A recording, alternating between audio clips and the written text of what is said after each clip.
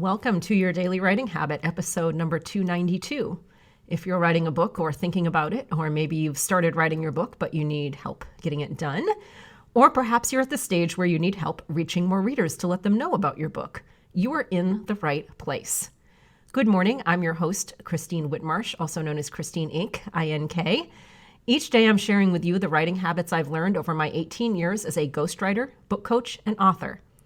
I have found that three things in particular have a huge impact on your success as an author, and they have the ability to turn a quote-unquote non-author into a published one. Those three things are writing fundamentals, productivity, and mindset habits. Here's today's quote. Breaking through writer's block is like thinking out of the box. Both require an ability to imagine a world outside your four walls or rearranging them to get a better view. Susan J. McIntyre. So once again, good morning. It is Tuesday, January 28th, and we are doing yet another of my four-part series, Monday through Thursday, episodes numbers 291 through 294. And for this week's series, I am revealing my first and therefore one of the most important lessons that I've learned about various aspects of my job as a professional writer. So today's is, what was the first and therefore one of the most important lessons I learned about battling writer's block?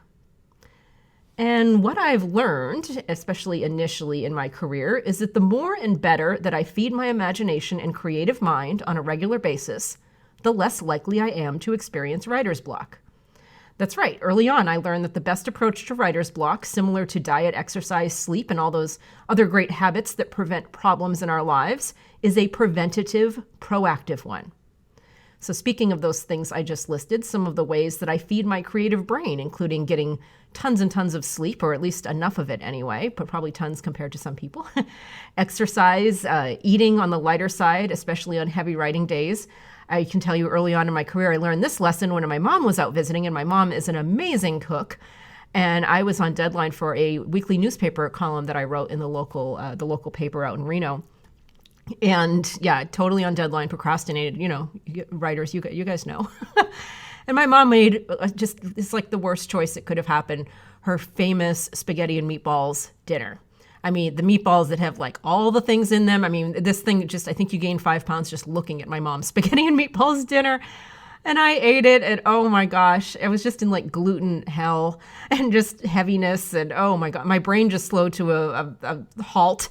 And just I did meet that deadline, but it felt like trudging through mental molasses to get to the finish line. So that's just, things that you learn about yourself. So instead of just looking at your writing as something that is contributing to writer's block or the project itself, look at the other things. Look at what's happening in your body and, all the things, your body supports your mind. So something like that, I could have just been like, oh, well, maybe it's the wrong column topic, or, is the writing badly? I could have just focused on that. But I knew myself that it was my meal choice for dinner that was creating writer's block that night. So that's been a very important lesson for me. And so I also, to feed my creative brain, like the opposite of bringing it to a stop like mental molasses, I love going to museums and walks and being outdoors, the ocean, watching imaginative movies. We've talked about all this before. Reading lots and lots of fiction and writing and journaling in some form every day to keep that writing muscle strong. And I know I've talked about all of these things with you guys in the past episodes, but the point I'm making here is to figure out what feeds, or like in my story, what halts your creative mind, and to prevent writer's block, or at least dramatically reduce the odds of it by making those feeding actions your regular habits. Just like brushing your teeth wards off cavities and gum disease.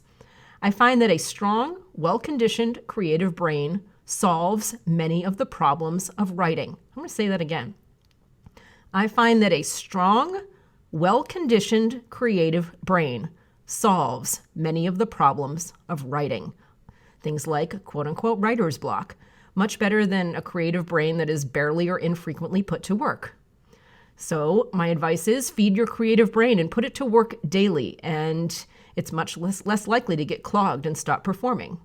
So what are you doing regularly to feed your creative brain and ward off writer's block? So that is the answer to the question, what was my first and therefore one of my most important lessons I have learned about writer's block? Be sure and tune in again tomorrow for the next in my first Lesson Learned series, episodes 291 through 294.